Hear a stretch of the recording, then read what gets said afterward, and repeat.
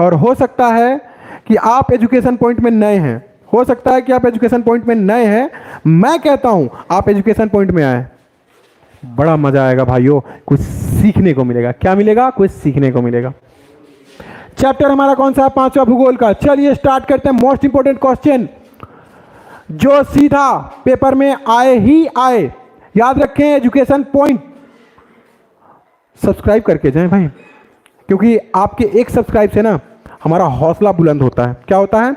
हौसला बुलंद होता है। मैं एमडी नवाब सर आपको इनवाइट करता हूं, आइए कुछ सीखिए। चलिए स्टार्ट करते हैं। मैथ्स और साइंस के लिए आकाश सर से मिले, बहुत अच्छा पढ़ाते हैं वो, याद रखें वो बहुत अच्छा पढ़ाते हैं। और मैं आपको वो चीज़ें दूंगा जो आप सोचे भी नहीं होंगे। चलिए स्टार्ट करते हैं। खनिज तथा ऊर्जा संसाधन। कौन सा? खनिज तथा ऊर्जा संसाधन। स्टार्ट है। सही बच्चे ज्वाइन होइए जल्दी फटाफट। मुझे बहुत अच्छा लगा है कि आज सही बच्चे मेरे साथ जुड़े हुए हैं।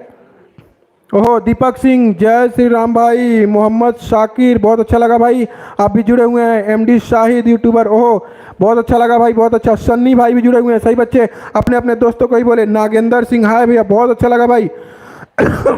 आकाश किंग, ओहो क्या बात है, बहुत अच्छा लगा भाई, बहुत अच्छा लगा। सही बच्चे जुड़े हैं। आपके लिए मोस्ट इंपोर्टेंट जो सवाल है वो आने वाला है खनिज तथा ऊर्जा संसाधन का। आज हम जानेंगे। ओहो, पवन कुमार, वाह वाह वाह वाह, बहुत अच्छा लगा भाई। पवन कुमार बहुत अच्छा, आप भी आ गए हैं, क्या बात है, क्या बात है। चलिए सही बच्चे फटाफट जुड़े। ओहो, प्रिंस सिंह, क्या बात है मेरे भाई, प्रिंस सिंह भी जुड़े हुए हैं। चलिए और भी जितने भी दोस्त हैं सही को बोलिए कि हाँ आपको कुछ सीखने को मिलेगा आज नवाब सर की क्लास में। क्या बात है। एमडी शाहिद, ओहो द मनी गेमर, कौन है भाई? उजाले भाई हैं हमारे भाई। अपना अपना नाम थोड़ा चेंज करो, पढ़ाई करो। शायद सन्नी, बहुत बहुत अच्छा, बहुत अच्छा। सही बच्चे मोस्ट इंपोर्टेंट सवाल के लिए चलिए स्टार्ट करते हैं हम। खनिज तथा ऊर्जा संसाधन। क्या स्टार्ट करते हैं? खनिज तथा ऊर्जा संसाधन। चलिए सही बच्चे याद रखेंगे, खनिज तथा ऊर्जा संसाधन। भाई एमडी नवाब सर, चलिए स्टार्ट करें। चलिए बहुत अच्छा। पहला सवाल है, कच्ची कपास इंग्लैंड को निर्यात करने के लिए कहां से लाई जाती थी? ये देखिएगा यहां पे जब बात कहां की हो रही है, यानी कि हमारे देश में जब अंग्रेजों का वर्चस्व था। एक नंबर का सवाल है, पूछ लूं आपसे, शायद बता पाओ आप। सबसे पहले अंग्रेज भारत में किस स्थान पर आए हुए थे? किस स्थान पर आए हुए थे? कमेंट में मुझे बताएं सही बच्चे। आए, चलिए सही बच्चे मुझे कमेंट में बताएं। मैं देख रहा हूं कि सबसे पहले अंग्रेज कहां आए हुए थे। ओहो ओहो, बहुत बच्चे हैं, क्या बात है। एक बार लाइक कमेंट जरूर कर दें भाई, लाइक कर दें सही बच्चे, और आंसर ही बता दें। नहीं पता तो मैं वीडियो के लास्ट में बताऊंगा। सही बच्चे याद रखें। चलिए याद रखिएगा कि सबसे पहले इंग्लैंड को निर्यात करने के लिए कहां से लाई गई थी? क्या? तो कपास। याद रखिएगा। ए मुंबई पत्तन। अब ये देखिएगा, ये पत्तन का अर्थ क्या है? ये देखिए पत्तन का अर्थ क्या होता है, मैं आपको बताऊंगा। पत्तन का अर्थ होता है समुद्र में जो, अभी देखिएगा मैं आपको बताऊंगा, बिल्कुल क्लियर बताऊंगा। ये जो समुद्र होता है ना, उसकी जो किनारा होता है, क्या होता है? समुद्र का किनारा। कमेंट में आप इसका जवाब बताएं। समुद्र का किनारा, वहां पे ना इसका स्टेशन होता है। किसका स्टेशन होता है? तो समुद्री जहाजों का। उसे समझ लो तो बंदरगाह भी कह सकते हैं, उसका दूसरा नाम है, उसे पत्तन भी आप कह सकते हैं। कंफर्म। चलिए तो हमारा ये पत्तन। अब आंसर जानते हैं कि कच्ची कपास इंग्लैंड को निर्यात कहां से किया जाता था? निर्यात और आयात, इसका अर्थ होता है आना और जाना। याद रखें सही बच्चे। तो वो मुंबई पत्तन से होता था। कहां से होता था? मुंबई पत्तन से होता था। कोलकाता वो जगह है जहां पे पहली फैक्ट्री खोली गई थी। चेन्नई नहीं, सूरत नहीं।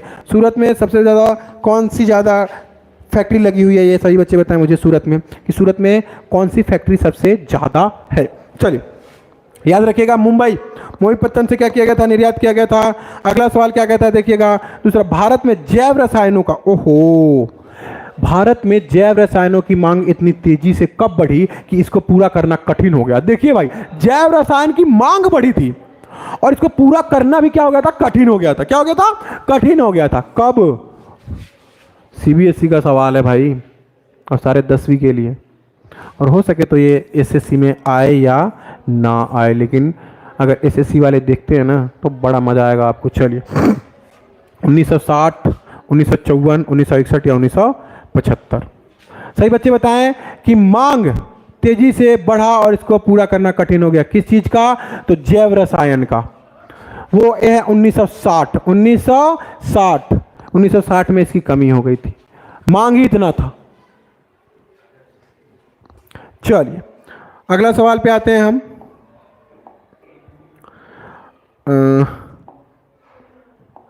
अगले सवाल पे आते हैं। अगला सवाल क्या कहता है, सही बच्चे याद रखें। ये देखिएगा, गौर से देखिए, भारत में पवन ऊर्जा का विशाल फॉर्म कहाँ है? आपको पता है ना, वो जो तमिल पिक्चरों में आप देखते हैं बड़े बड़े पवन ऊर्जा, है ना, जिसकी पंखड़ी होती है, एक पंखड़ी ही 2-2, 3-3 ट्रक पे लाद करके लेके जाया जाता है। तो वो जो पवन ऊर्जा है उसका विशाल फार्म, आप देखें, फार्म का मतलब क्या होता है? जहां बनना या बनता हो। जैसे आपने मुर्गी का फार्म देखा होगा, मुर्गी पोल्ट्री फार्म, है ना, मुर्गी पोल्ट्री फार्म देखा है, वहां पे क्या होता है? मुर्गे को तैयार किया जाता है ना। लेकिन वैसे ये सवाल कर रहा है कि सबसे ज्यादा यानी विशाल फॉर्म कहाँ है पवन ऊर्जा का? किसका? पवन ऊर्जा का। ए तमिलनाडु, बी उत्तराखंड, सी हिमाचल प्रदेश या डी जम्मू कश्मीर। भाई जम्मू कश्मीर तो हो नहीं सकता है। क्यों नहीं हो सकता? यहाँ पे खुद ठंडी होती है। हिमाचल प्रदेश हो ही नहीं सकता। उत्तराखंड, ये इलाका ही ऐसा है, ऊबड़ खाबड़ है। क्या है? ऊबड़ खाबड़ है। एक ही बचता है हमारा तमिलनाडु। तमिलनाडु में सबसे ज्यादा फॉर्म किसका है? तो पवन ऊर्जा का है। कंफर्म? सही बच्चे याद रखेंगे, तमिलनाडु। चलिए पवन ऊर्जा का। चलिए बहुत अच्छा। अगला सवाल देखते हैं क्या कहता है। अगला सवाल हमारा कहता है कि टाटा लौह इस्पात संयंत्र को पानी किस नदी से मिलता है? ओहो, सबसे पहले आपने देखा होगा। अच्छा ये बताइए, जमशेदपुर नाम से, जमशेदपुर नाम से एक जगह है ना, जो झारखंड झरिया में है। कहां? झारखंड के झरिया में है। अब ये बताइए, ये जमशेदपुर नाम कैसे पड़ा? जो टाटा कंपनी के जो सबसे पहले मालिक थे ना, उनका नाम था जमशेद टाटा। क्या नाम था? जमशेद टाटा नाम था। उन्हीं के नाम पे वो शहर रखा गया, उस जगह का नाम रखा है। क्यों? क्योंकि वहीं पे सबसे पहले उन्होंने अंग्रेजों के ज़माने में क्या किया था? एक फैक्ट्री लगाया था। उसकी बात में करेंगे। तो सबसे पहले हम याद करते हैं कि संयंत्र को पानी किस नदी से मिलता है? क्या सुवर्ण रेखा, खारकोई नदी, यमुना नदी या ए तथा बी दोनों? तो याद रखिएगा, इसका ए तथा बी दोनों है। सुवर्ण रेखा से ही मिलती है और खारकोई नदी से ही मिलती है। यमुना नदी तो हमारे दिल्ली से भी बहती है ना, यमुना नदी तो हमारे दिल्ली से ही बहती है। तो इसकी पानी कहाँ से वहाँ पे जा पाएगी भाई? झारखंड में एक सुवर्ण रेखा, 2 खारकोई, और हमारा आंसर सीधा चला जाता है डी पे, इन दोनों से मिलता है। कंफर्म?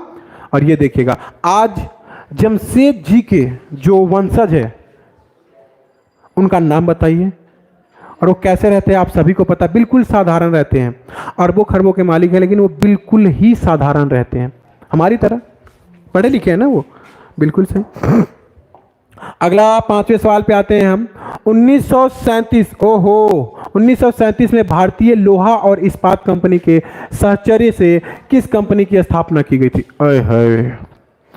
यानी 1937 में भारत में लोहा का कंपनी खोला गया था। किसका कंपनी खोला गया था? लोहा का कंपनी खोला गया था भाई। बंगाल स्टील कॉरपोरेशन, बर्नपुर लोहा और इस्पात, हाँ, इस्पात उत्पादन, कोलकाता आसनसोल के निकट लोहा इस्पात उत्पादन, या उपरोक्त सभी। अब देखिए 1937 में क्या था? हमारे देश में ब्रिटिशों का कब्जा था। किसका था? ब्रिटिशों का कब्जा था। अब इसमें किसी को हिम्मत है लगा ले कुछ भी चीज बिना परमिशन के, लेकिन फिर भी लगाया गया उपरोक्त सभी, क्योंकि बंगाल स्टील भी कॉर्पोरेशन 1937 में लगाई गई थी, बर्नपुर लोहा इस्पात इसी समय लगाई गई थी, कोलकाता में आसनसोल के निकट जो लोहा इस्पात लगाया गया था वो भी 1937 में ही लगाई गई थी। याद रखिएगा सही बच्चे। और एसएससी वाले, अगर आपका क्वेश्चन आ जाए ना कि बंगाल स्टील कॉर्पोरेशन कब लगाई गई, तो सीधा 1937 पर टक कीजिएगा। बर्नपुर लोहा इस्पात कब लगाया गया था? 1937 में लगाया गया था। कोलकाता आसनसोल, क्योंकि ये सवाल ना पता ही नहीं होता है किसी को। एसएससी वाला ऐसा घुमा के सवाल पूछता है ना। अब पूछेगा कोलकाता आसनसोल के निकट जो लोहा इस्पात लगाया गया था वो कब लगाया गया था। भाई ये क्या है पता ही नहीं चलेगा। ऑप्शन में भर देगा 37, 38, 39, कितना भी भर देगा, सीधा 37 पे टक्कर करना है। कंफर्म। चलिए अगला सवाल क्या कहता है, सही बच्चे देखें। छठा सवाल है, निम्न में से कौन सा खनिज ब्लीचिंग पाउडर, पेंट, कीटनाशक बनाने में उपयोग होता है। अरे भाई ये ब्लीचिंग पाउडर आजकल के बच्चे ज़्यादा इस्तेमाल कर रहे हैं अपने दाढ़ी बालों को भूरा करने के लिए। हानिकारक है भाई, मत किया कीजिए ये खनिज। और आगे कह रहा है कि पेंट के लिए भी यूज होता है और कीटनाशक के लिए। तो यहाँ देख सकते हैं, ये देखिए गौर से, सही बच्चों के लिए कीटनाशक भी है और इस चीज़ को आपको पता ही नहीं चलता है। तो बनाने में उपयोग होता है कौन सा है, ए मैग्नीज, बी बॉक्साइट, सी पत्थर चूना या जिंक। सही बच्चे कमेंट में बताया मुझे, ए है, मैग्नीज है। क्या है, मैग्नीज। चलिए सही बच्चे याद रखेंगे मैग्नीज है। चलिए कंफर्म। अगला सवाल क्या कहता है, सभी बच्चे जुड़े हुए हैं मेरे से, बहुत अच्छा लगा। क्या बात है, देखूं तो सही कौन कौन बच्चे कमेंट कर रहे हैं और कौन कौन से जुड़े हुए हैं। ओहो शशि भाई भी आ चुके हैं, क्या बात है क्या बात है। शाकिर, प्रिंस सिंह, सब बच्चे जुड़े हुए, बहुत अच्छा भाई, बहुत बहुत बहुत बहुत बहुत बहुत। अरुण भाई भी जुड़े हुए हैं, क्या बात है क्या बात है, बहुत अच्छा मेरे भाइयों, ऐसे जुड़े रहे। अभी सभी दोस्तों को बताएं कि हाँ क्लास चल रही है, कुछ सीखना है तो। और सही बच्चे एक बार लाइक जरूर कर दें, सही बच्चे एक बार लाइक करें, मुझे पता चले कि हाँ कि आप लोग मेरे से जुड़े हुए हैं। चलिए बहुत अच्छा लगा। और अपने अपने दोस्तों को ही बताया कि आज इतना झकास क्लास चल रहा है, क्या चल रहा है। चलिए कुछ जानना है। भारतीय लोहा और इस्पात कंपनियां भारत सरकार द्वारा कब अधिग्रहित कर ली गई। अब देखिएगा अधिग्रहित का मतलब क्या होता है, अपने कब्जे में। क्या होता है, अपने कब्जे में या अपने अधीन। क्या होता है, अपने अधीन। याद रखिएगा भारत सरकार अपने कब्जे में कर लेती है ना। तो याद रखें कि जब भारत सरकार आजाद होगी तभी ना। आपको सबको पता है कि जो लॉ कंपनी बनी थी वो ब्रिटिशों के समय में बनी थी। सही बच्चों को याद होगा, ब्रिटिशों के कब्जे में। जब भारत आजाद होगा तभी तो भारतीय सरकार अपने कब्जे में करेगी। सही बच्चे याद रखेंगे ना। हाँ भाई पता चल रहा है ना सही बच्चे।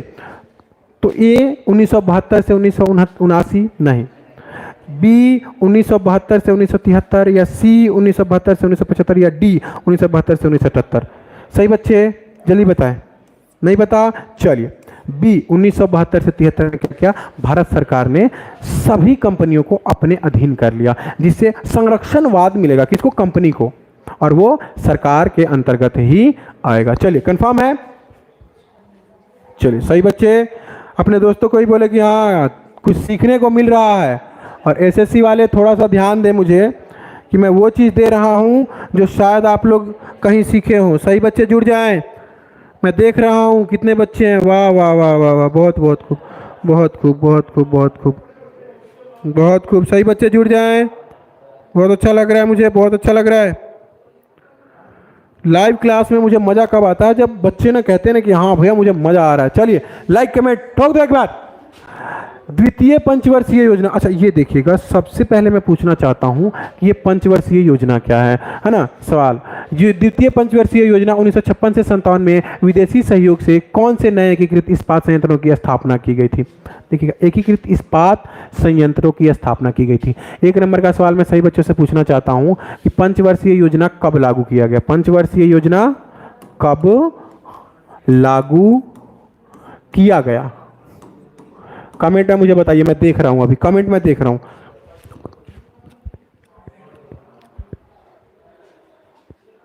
सही बच्चे मुझे बताएं। पंचवर्षीय वेनम, ओ भाई वेनम कौन है भाई, खलीलुल्लाह भाई भी जुड़े हुए हैं, क्या बात है। चलिए बहुत अच्छा लगा मुझे, बहुत अच्छा बहुत अच्छा। बताइए मुझे कि 19 पंचवर्षीय योजना, मैं तो उत्तर ही बता रहा था, पंचवर्षीय योजना कब लागू हुआ था। मैं देख रहा हूं कमेंट। सही बच्चे बताइए बताइए बताइए। वंश, अच्छा वेनम भाई में वंश है, वंश भाई बहुत अच्छा लगा मुझे।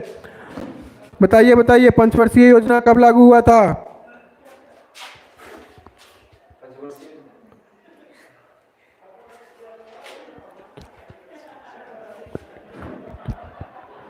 पंचवर्षीय योजना कब लागू हुआ था? कमेंट में बताएं।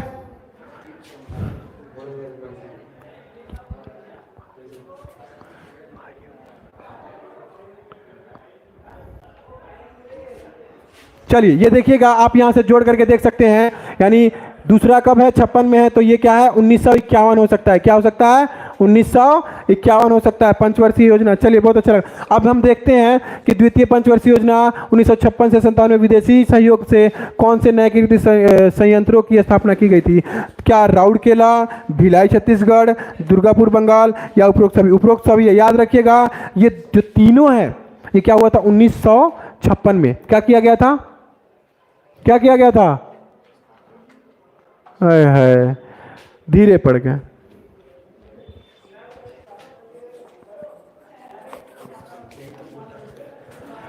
ये क्या है? द्वितीय इस्पात संयंत्रों की स्थापना की गई थी। देखिए, भारत को मजबूत बनाने के लिए, भारत को मजबूत बनाने के लिए राउरकेला में भी खोला गया था, जो उड़ीसा में स्थित है। अगर एक एक नंबर का सवाल आ सकता है कि राउरकेला कहाँ स्थित है, तो उड़ीसा में। भिलाई कहाँ है? छत्तीसगढ़ में। दुर्गापुर कहाँ है? पश्चिम बंगाल में। ये एसएससी वालों के लिए है। ये क्या है? ये एसएससी वालों के लिए है ना। चलिए अगला सवाल पे देखते हैं हम क्या कहता है। चलिए बहुत अच्छा। ओहो, कमेंट में क्या बात है? कमेंट ही करते जाओगे भाई, थोड़ा रुको, हमें भी सांस लेने दो। क्या बात है, क्या बात है, सही बच्चे जुड़े हुए हैं। ओहो हो, ये कौन है? ओहो हो, बहुत अच्छा भाई, बहुत अच्छा, बहुत खूब, बहुत खूब। कमेंट करते जाएं और बताएं मुझे कि जो जो सवाल मैं पूछ रहा हूँ ये सभी के लिए महत्वपूर्ण है। और मैं देख रहा हूँ कितने बच्चे जुड़े हुए हैं, सही बच्चों को बताएं, बहुत अच्छा लग रहा है मुझे। कठोर कोयले की उच्चतम गुणवत्ता है, क्या है बताइए? कठोर जो कोयला होता है, आपने देखा होगा कि हथौड़ा मारने से भी जल्दी नहीं फूटता है। हथौड़ा मारने से भी जल्दी नहीं फूटता है। अभी हमारे आकाश जी, हमारे प्रिय मित्र, अभी पता है क्या किए हैं? हमसे कील ठुकवा रहे थे। क्या? कील ठुकवा रहे थे, और उसमें ऐसे लगा जैसे कि मैंने अपने हाथ पे ही मार लिया, अंगूठे पे ही मार लिया था। और उनके द्वारा जो हमें पेश किया गया कि इस कील को यहाँ नहीं ठोकना था, इस कील को वहाँ ठोकना था। भाई ऐसे लगा जैसे मेरे हाथ का जो उंगली है ना, वो बिल्कुल खत्म हो गया था। तो आप भी सावधानी से काम करें, ठंडी का मौसम है, याद रखें, सावधानी से काम करें। चलिए, तो कठोर कोयले की उच्चतम गुणवत्ता क्या है? तो गुणवत्ता में क्या होता है ना, क्या लिग्नाइट मौजूद होता है, बिटुमिनस होता है, पीट होता है, या एंथ्रेसाइट होता है? सही बच्चे याद रखें, एंथ्रेसाइट होता है, इसीलिए क्या होता है? ये कठोर होता है। क्या होता है? कठोर होता है। याद रखेंगे सही बच्चे, कंफर्म। चलिए याद रखें। चलिए अगला सवाल क्या कहता है, देखिएगा। अगला सवाल कहता है, चलिए बहुत खूब, बहुत खूब, बहुत खूब। राउरकेला इस्पात संयंत्र जर्मनी के सहयोग से 1959 में कहां स्थापित किया? यानी दूसरा, ये देखिएगा, दूसरा जो राउरकेला में खोला गया था। अच्छा ये बताइए मुझे कंफर्म करके कि ये जो राउरकेला है, ये कुछ अजीब सा नाम नहीं है? अजीब सा नाम है, लेकिन ये झारखंड में स्थित है। कहां? झारखंड में स्थित है, इसीलिए उनके भाषा के आधार पर। चलिए यहां देखिएगा, 1959 में कहां स्थापित किया गया था? ए उड़ीसा के सुंदरगढ़ जिले में, सी बी छत्तीसगढ़ की भिलाई में, या सी दुर्गापुर पश्चिम बंगाल में, या डी इनमें से कोई नहीं। आप बताइए कौन सा आंसर है? ए इसका सही है, उड़ीसा के सुंदरगढ़ जिले में। लाइक कमेंट करो जल्दी, फटाफट ठोक डालो एकदम। सही बच्चे, कहां है? उड़ीसा के सुंदरगढ़ जिले में। कौन सा?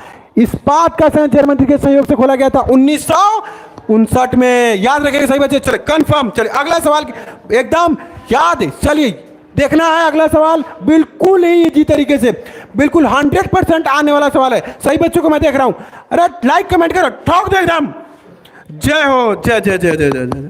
जल्दी जल्दी जल्दी जल्दी। सितारे अंसारी, जय हिंद सर, जय हिंद मेरे भाई, जय हिंद, बहुत अच्छा लगा, जय हिंद मेरे भाई। भिलाई इस्पात संयंत्र की स्थापना छत्तीसगढ़ में, याद रखिए। ये देखिएगा एक बार, देखिए देखिए देखिए, भिलाई, ओह क्या बात है, पूरा क्वेश्चन देखना है आपको, पूरा क्वेश्चन देखना है कि भिलाई इस्पात संयंत्र की स्थापना छत्तीसगढ़ के दुर्गापुर जिले में किस देश की सहायता से की गई थी? याद रखिए, किस देश की सहायता से? ओहो, इसमें क्या है? आंसर हमारा रूस सीधा है। मैं इसको बताने का इसलिए बता रहा हूं क्योंकि देखिए, रूस ने उस समय में सबसे ज्यादा भारत का मदद किया हुआ था। भारत का सबसे ज्यादा मदद किया हुआ था रूस। और आज के समय में देखिएगा आप, तो रूस का मदद करने के लिए हम हमेशा तैयार रहेंगे। चलिए, भारत एक ऐसा देश है जिसमें हर किसी देश की छवि जगी हुई है। याद रखिएगा, रूस है जहां कहाँ दुर्गापुर में सहायता करके खोली गई थी। कंफर्म है? चलिए, सही बच्चे याद रखिएगा। अगला सवाल आपके लिए 12वां सवाल क्या कहता है, इनमें से कौन चुंबकीय गुणों के साथ लौ एस की सबसे अच्छी गुणवत्ता है। ओहो, अभी फरवरी का महीना चल रहा है, चुंबकीय चीजें आपस में क्या होगा ना, चिपक जाएगा। समझ रहे हो ना? सही भाई, सही बच्चे। फरवरी का महीना ही ऐसा है कि दो जो शक्ति होती है ना चुंबक की, वो क्या होता है ना, आपस में चिपक जाते हैं। और खास तौर से कब, ये 1 तारीख से लेकर के ना ये 14 तारीख तक ये दिनांक है, ये दिनांक, ये ऐसा जो दिन है ना ये महीने का, जिसमें सभी चुंबकीय शक्ति आपस में चिपक के रहते हैं। आपको शायद पता हो, सही बच्चे कमेंट में मुझे जरूर बताएंगे। चलिए, बहुत अच्छा लगा, इसको मैं इरेज करता हूं। आगे, इनमें से कौन चुंबकीय गुणों के साथ लौ एस की सबसे अच्छी गुणवत्ता है, यानी कि लोहा में भी सबसे अच्छी गुणवत्ता है। याद रखिएगा, मैग्नेटाइट। सबसे ज्यादा कौन सा अच्छा है? मैग्नेटाइट है। याद रहेगा सही बच्चों को? चलिए, बहुत अच्छा लगा। और ये फरवरी का महीना है, सही बच्चे याद रखें। पता है ना फरवरी क्या होता है? मैं बताऊंगा नहीं बताऊंगा, आप पहले पढ़ने में ध्यान दो, पेपर दे लो, इसके बाद तो आप ही का जीवन है। स्टील अथॉरिटी ऑफ इंडिया की स्थापना कब? ओहो, बहुत ही महत्वपूर्ण सवाल। लाइक कमेंट ठोक दो एक बार, फिर आपको पता चलेगा कि इसका क्या है। सही बच्चे जुड़े हुए हैं। ओहो, क्या बात है, क्या बात है। पिंटू कुमार जी क्या बोल रहे हैं? आज सर जहर है। क्या बात है, बहुत अच्छा। जहर, बिल्कुल बिल्कुल बिल्कुल, अलग ही दीजिएगा सर। ओहो, आग लगा देंगे। चलिए चलिए, बहुत अच्छा। फरवरी में 40 दिन होते हैं। ओ भाई, फरवरी में 28 से 29 दिन होते हैं। ओ कर लिया सर। ओ क्या बात है, क्या, बहुत अच्छा लगा पिंटू भाई, आप बिहार से हमें देखते हैं, बहुत अच्छा लगा। स्टील अथॉरिटी ऑफ इंडिया की स्थापना कब हुई? 1 नंबर का एसएससी यूपीएससी सबके लिए सवाल है ये। ए 1971, ए 1972, 75 या 73। तो याद रखेगा, डी आंसर सही है, 1973 में हुआ था स्टील अथॉरिटी की स्थापना। सही बच्चे याद रखे। चलिए, बहुत अच्छा लगा मुझे इस सवाल को बनाने में। अगला सवाल क्या कहता है, 14वां सवाल, पेट्रो रसायन, कौन सा? पेट्रो रसायन उद्योग को किन उपवर्गों में विभाजित किया गया? विभाजित का मतलब क्या होता है? बंटवारा होता है। क्या होता है? बंटवारा होता है। सही बच्चे याद रखें, क्या होता है विभाजित का मतलब? बंटवारा। रसायन उद्योग को इंग्लिश में क्या कहते हैं? बताया मुझे, उद्योग को इंग्लिश में क्या कहते हैं, है ना? उपवर्गों में विभाजित किया गया हुआ, तो ये कृत्रिम रेशे में, पॉलीमर में, इलास्टोमर्स में, या उपरोक्त सभी। याद रखिएगा, उपरोक्त सभी आपका आंसर बिल्कुल सही है, क्योंकि इन सभी चीजों में क्या किया जाता है? रसायन उद्योग को बांटा जाता है। कंफर्म है? चलिए, सही बच्चे याद रखिएगा। अगला सवाल आपकी स्क्रीन पर देखिएगा, बिल्कुल इजी सवाल है ये। भारत में कुल विश्व के कितने प्रतिशत चीनी का उत्पादन होता है? चीनी का उत्पादन होता है। चलिए सोचिए, याद रखिए, चीनी का उत्पादन कितने में होता है? चीनी का उत्पादन कितने में होता है? याद रखिएगा, ए 5%, बी 3%, या सी 8%, डी 6%। ये सी याद रखिएगा 8%। याद रखिए सही बच्चे, 8% आपके भारत में चीनी का उत्पादन होता है। और एक और नंबर का सवाल आता है कि चीनी का उत्पादन, है ना, चीनी का उत्पादन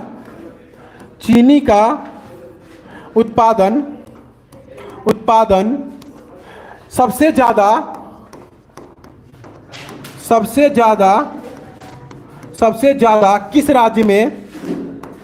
किस राज्य में होता है?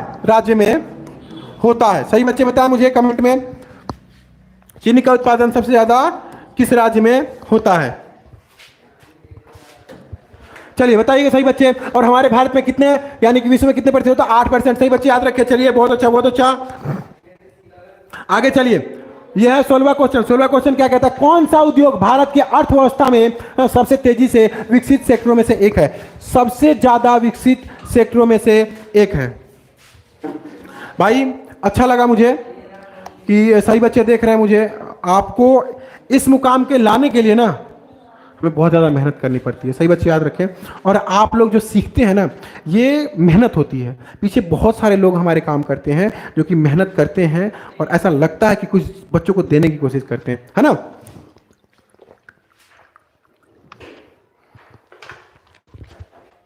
कौन सा उद्योग को इंग्लिश में क्या कहते हैं? सही बच्चे मुझे बताएं। भारत की अर्थव्यवस्था को इंग्लिश में क्या कहते हैं? यही बताएं कमेंट में, है ना? आप कमेंट करते रहिए। ओहो क्या बात है, कमेंट करते रहिए। बहुत अच्छा, बहुत अच्छा। मुझे तो पता तो चले कि हाँ कौन कौन से बच्चे लाइव जुड़े हुए हैं, है ना। तो अर्थव्यवस्था में सबसे तेजी से विकसित हो रहा है। विकसित का मतलब क्या होता है? डेवलपमेंट सेक्टर में से हो रहा है। ए कोयला उद्योग, बी सूती कपड़ा उद्योग, सी सॉफ्टवेयर उद्योग, या डी चीनी उद्योग? नहीं, आज के समय में सबके पास क्या होना चाहिए? फोन होना चाहिए। सबके पास क्या होना चाहिए? स्मार्टफोन, लैपटॉप ही होना चाहिए। तो आपको पता चलेगा सॉफ्टवेयर उद्योग में। कौन से में? सॉफ्टवेयर उद्योग में होना चाहिए। कंफर्म? सही बच्चे। चलिए अगले सवाल के ऊपर जाते हैं हम। क्या कहता है 17वां सवाल? कहता है कौन सा उद्योग भारत के सकल घरेलू उत्पाद के लगभग 2% है? सकल घरेलू उत्पाद, इसको कहते हैं इंग्लिश में जीडीपी। क्या कहते हैं? जीडीपी। इसको कहते हैं ग्रोस डोमेस्टिक प्रोडक्ट। क्या कहते हैं इसको? Gross domestic product. सही बच्चे याद कर ले। तो लगभग 2% है। तो याद आईटी सॉफ्टवेयर, सेवा उद्योग, सूती वस्त्र हो गया, ए बी दोनों। तो याद रखिएगा आईटी सॉफ्टवेयर और सेवा उद्योग शामिल है। तो हमारा डी ऑप्शन बिल्कुल सही है, बिल्कुल सही है। सही बच्चे याद रखेंगे और लिख भी लेंगे क्योंकि आपको याद हो जाएगा। कंफर्म? सही बच्चे एक बार लाइक जरूर कर दे। सही बच्चे कि आपको पता चल जाए कि हाँ। 18वां सवाल देखिएगा क्या कह रहा है। 18वां सवाल बिल्कुल इजी है। सही बच्चे याद रखें। बोकारो इस्पात संयंत्र की स्थापना किस साधन, लागत, न्यूनीकरण सिद्धांत के आधार पर की गई थी? ओहो, ये थोड़ा सा कंफ्यूजन वाला सवाल है कि बोकारो एक जगह का नाम है, बिल्कुल बात सही है, जो कि ज्यादातर कहां है? झारखंड में। कहां है? झारखंड में। झारखंड में, झारखंड में स्थित है। संयंत्र की स्थापना किस साधन, लागत, है ना, कि न्यूनीकरण के सिद्धांत के आधार पर की गई थी? तो वो कौन सा है? ए संचार, बी सिंचाई, सी परिवहन, या डी उपरोक्त सभी? नहीं, आप देखिएगा परिवहन हमारा आंसर सही है। कौन सा है? परिवहन, क्योंकि आने जाने की सुविधा तो होनी चाहिए ना, तो उसके आधार पर ही की गई थी। बिल्कुल बात सही है। सही बच्चे। चलिए अगला सवाल देखते हैं। 19वां क्या कहता है? 19वां कहता है हमारा सवाल कि हेबन ने सड़क पर चलती कौन सी अजीब चीजों को देखा? भाई वो जो गांव से आया हुआ बच्चा था, जो गांव से आया हुआ बच्चा था हेबन, जब वो शहर में प्रवेश किया तो उसने देखा कि शहर पे ना अनेक प्रकार की घड़े दौड़ती हुई मिलती है। घर के जैसा कोई वस्तु चल रहा होता है, क्योंकि वह गांव में पला बड़ा था। उसको पता ही नहीं था कि कुछ ऐसी भी मशीनीकृत चीज़ें हैं जो कि चलती है, वो भी पेट्रोल डीजल पे। उसको पता नहीं था। तो ये सवाल आना लाजमी है कि 100% आ ही सकता है। तो कौन सी चलती हुई चीज़ें देखी थी? ए बस, गाड़ियाँ, घर, अस्पताल, या स्कूल? भाई स्कूल में हम पढ़ने जाते हैं, इलाज करवाने जाते हैं, यहाँ रहते हैं, और घर, बस और गाड़ियों में हम चलते हैं। तो ए आपका सवाल बिल्कुल सही है, क्योंकि हेबन ने सड़कों पर, यहाँ देखिएगा, सड़क पर चलती कौन सी अजीब सी देखी। इंसान को तो देख नहीं सकता क्योंकि वो खुद इंसान था। यहाँ पे वो क्योंकि गांव से आया था, तो गांव से आने के बाद वो जब शहर में जाएगा तो गाड़ियों को ही देखेगा। चलिए बिल्कुल ये सवाल है, बस और गाड़ियाँ। चलिए बहुत अच्छा लगा मुझे। अगले सवाल पे आते हैं हम, 20वें सवाल पे। इंजन किसके द्वारा चलाया जाता है? ओहो, अब देखिए इंजन, इंजन क्या होता है समझ लो, हमारा पूरा शरीर, है ना। इंजन पूरा हमारा शरीर किसके द्वारा चलाता है? पूरा शरीर को चलाने के लिए हमें क्या चाहिए? सही बच्चे कमेंट में मुझे बताया, देख रहा हूं मैं सही बच्चों का कमेंट, सही बच्चों का कमेंट देख रहा हूं। ये हमारा जो इंजन है, शरीर का इंजन, ये किसके द्वारा चलाया जाता है? ये भोजन के द्वारा। किसके द्वारा? भोजन के द्वारा चलाया जाता है। वैसे ही एक इंजन को अब कहोगे कि पेट्रोल, जल, वायु, इनमें से कोई नहीं। अरे भाई नहीं, ऊर्जा के द्वारा। अब कैसे? तो देखिए, मान लो ये क्या है? ये इंजन है और ये हमारा पेट भी है। इसमें क्या किया जाता है? भोजन डाला जाता है। समझ लीजिए इंजन के अंदर क्या जाता है? तेल डाला जाता है ना। अब ये तेल किस चीज का काम करता है? तो ऊर्जा का काम करता है। किसका? ऊर्जा का काम करता है। चलिए कंफर्म, ऊर्जा। अगला सवाल देखते हैं, 21वां क्या कहता है? 1854 में पहली बार सूती मिल की स्थापना, एस सी या UPSC,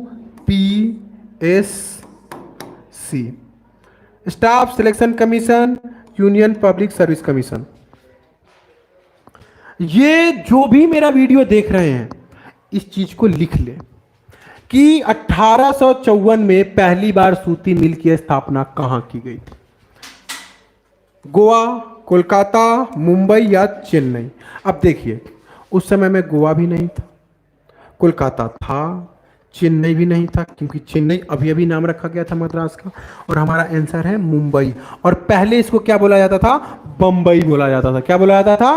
पहले बंबई बोला जाता था। याद रखें 1853 में जो पहली सूती मिल स्थापना की गई थी वो बंबई में की गई थी। सही बच्चों को याद रहेगा?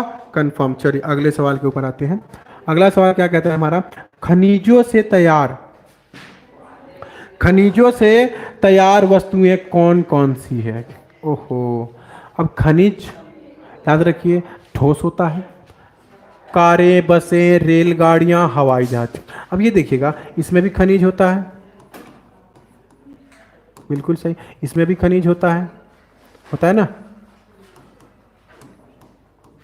इसमें भी खनिज होता है। कंफर्म होता है ना? तो इसका आंसर क्या जाएगा? बिल्कुल सही, डी उपरोक्त सभी। क्योंकि हवाई जहाज में भी क्या होता है? खनिज होता है। रेलगाड़ी तो पूरी खनिज की बनी होती है, इसकी पटरी भी पूरी खनिज की बनी होती है ना? कार बसें भी खनिज की। चलिए कंफर्म है, डी आंसर सही है।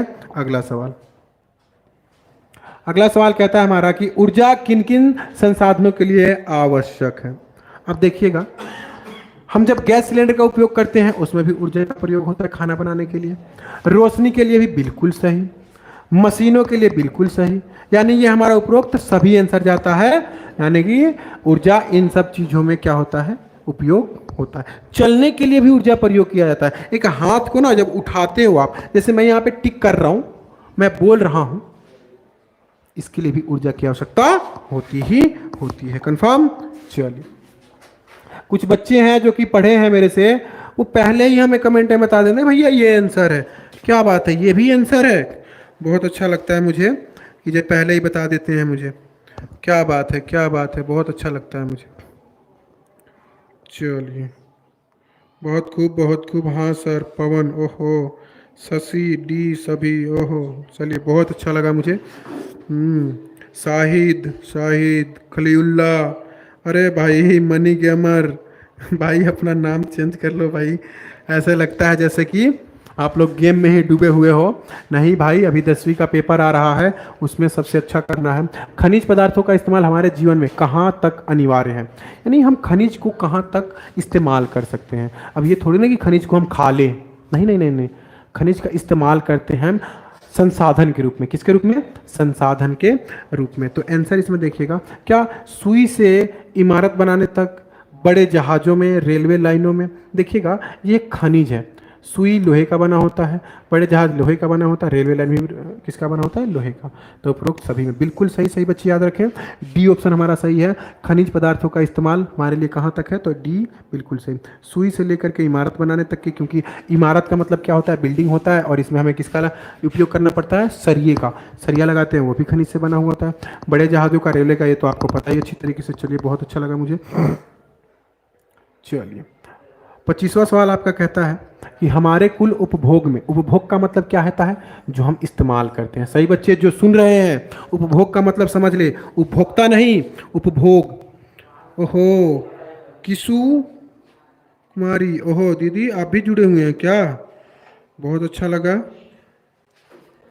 बहुत अच्छा लगा कि आप भी जुड़े हो। ओके सर, ओहो भैया आप कैसे हो? जय श्री राम, जय श्री राम। राजू भाई भी हमारे जुड़े हुए हैं, बहुत अच्छा लगा, क्या बात है। चलिए, बहुत खूब, बहुत खूब जुड़े। अपने दोस्तों को ही बोले कि हाँ कुछ सीखना है मुझे, है ना। हमारे कुल उपभोग में पौष्टिक खनिज जो हमारे शरीर को बनाता है, खनिज कितने प्रतिशत पाया जाता है हमारे, है ना, कुल उपभोग में, खाने पीने में?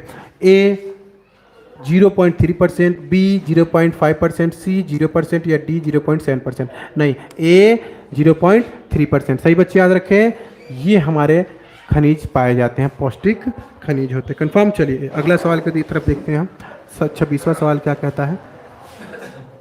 अगले सवाल में आप देख सकते हैं कि इनमें से कौन सा चट्टान एक ही खनिज से बना होता है? ओहो, एक वाक्य मैं आपको बताता हूं। आप कभी भी जब जाएं, कहाँ? तमिलनाडु की साइड जब आप जाएंगे ना, और आप बस से मत जाए, बस से जाने में बहुत ज़्यादा कठिनाई है, आप रेल सुविधा से जाएं। रेल सुविधा से जब आप वहाँ पे पहुँचते हैं, जब वहाँ पे आप जाते हैं, तो आपको देखने के ना बहुत सी ऐसी चीज़ें मिलेंगी जो आप अपने ज़िंदगी में पहली बार देखेंगे।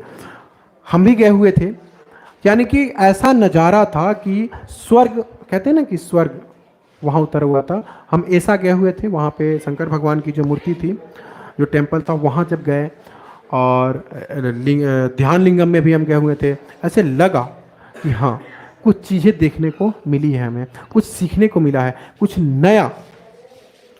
नया देखने को मिला है।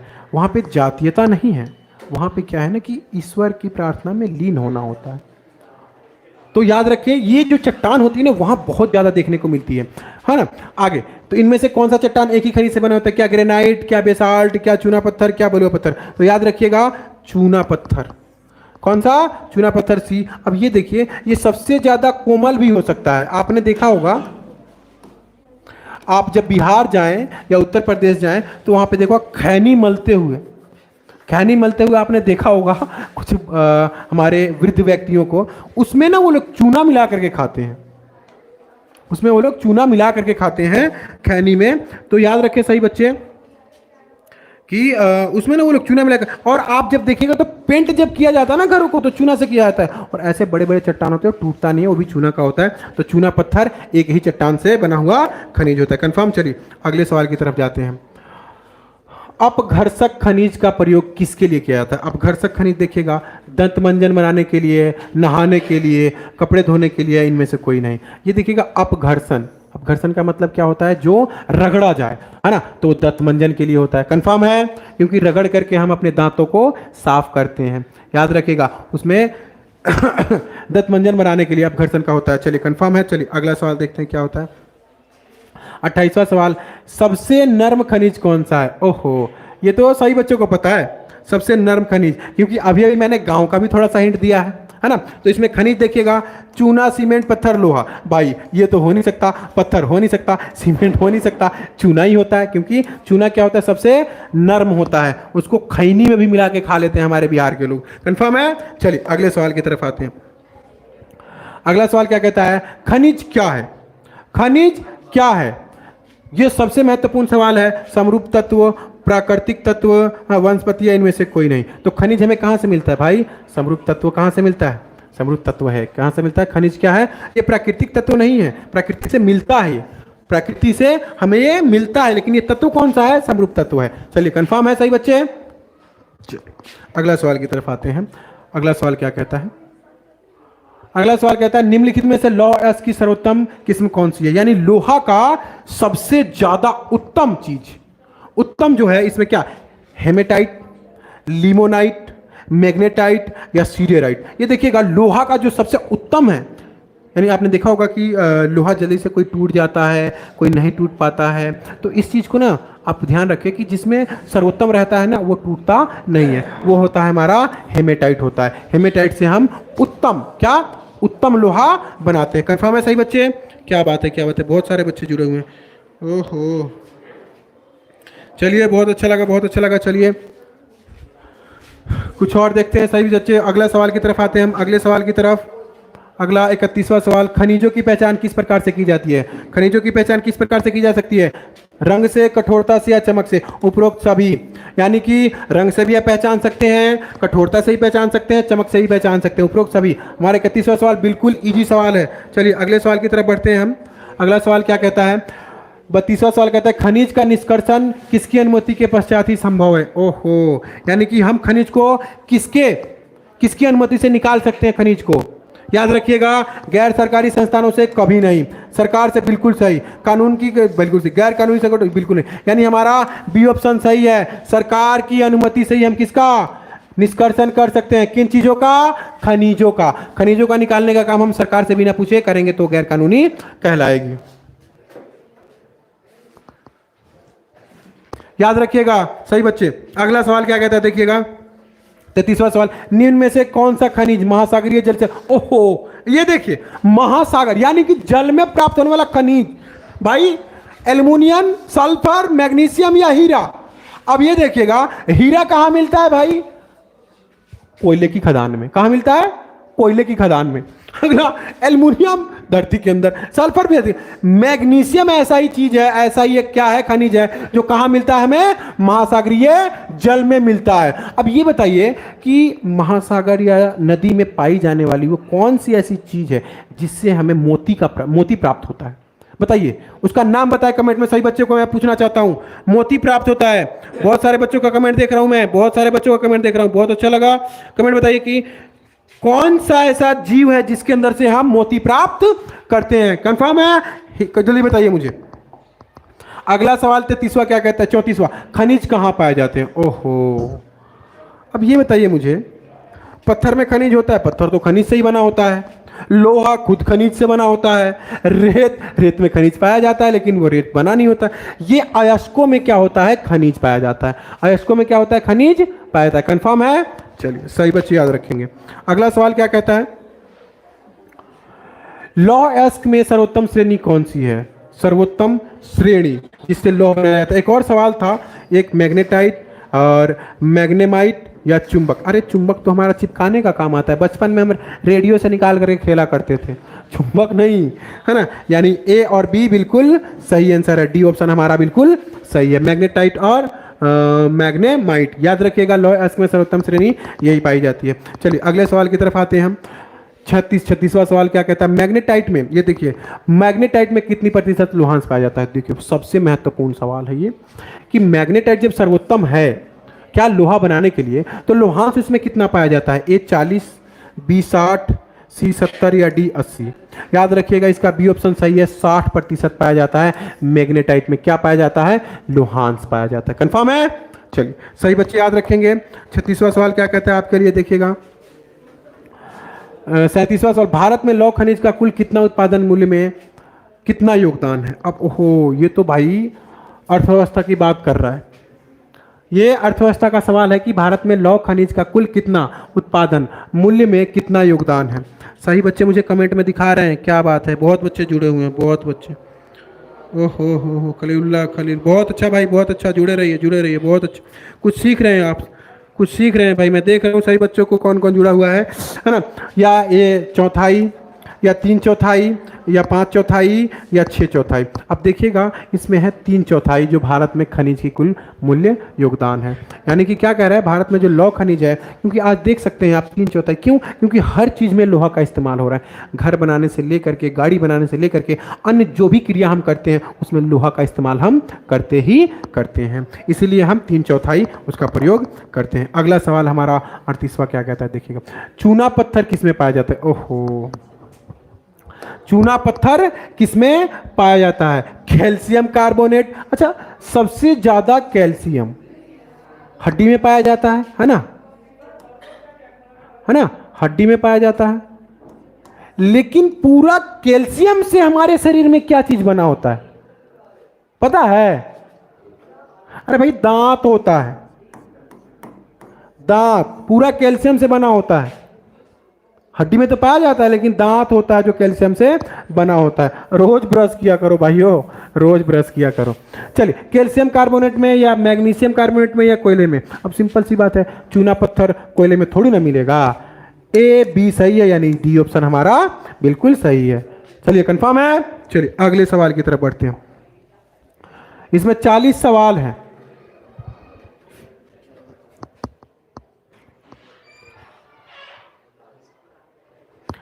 राउरकेला इस्पात संयंत्र लोहा कहां से प्राप्त करता। अरे भाई, राउरकेला में जो इस्पात संयंत्र है वो लोहा कहां से प्राप्त करता है। ए झरिया, बी राउरकेला, भिलाई या दुर्गापुर। हमारा झरिया ऑप्शन बिल्कुल सही है। मैं पहले ही बता चुका हूं कि झरिया में सबसे ज्यादा क्या किया जाता है, लोहा इस्पात उत्पादन किया जाता है। अगला सवाल क्या कहता है, लास्ट सवाल हमारा, लास्ट सवाल हमारा कहता है, हेबन, ओहो बहुत ही ज्यादा महत्वपूर्ण है भाई, जो लोग पढ़ते नहीं है बचपन में। ये 10वीं का महत्वपूर्ण सवालों में से एक सवाल है। हेबन अपने पिता के साथ गांव से कहां आया था। अब बताइए, असम आया था, भूटान गया था, गुवाहाटी गया था या नेपाल गया था। ये सवाल का आंसर आप सही बच्चे मुझे कमेंट में बताएंगे। ये आखिरी सवाल है आपका, ये आखिरी सवाल है। और मुझे बहुत अच्छा लगता है कि सभी बच्चे हमारे साथ जुड़े हुए होते हैं और जितना है, जितना हो सके, जितना हो सके आप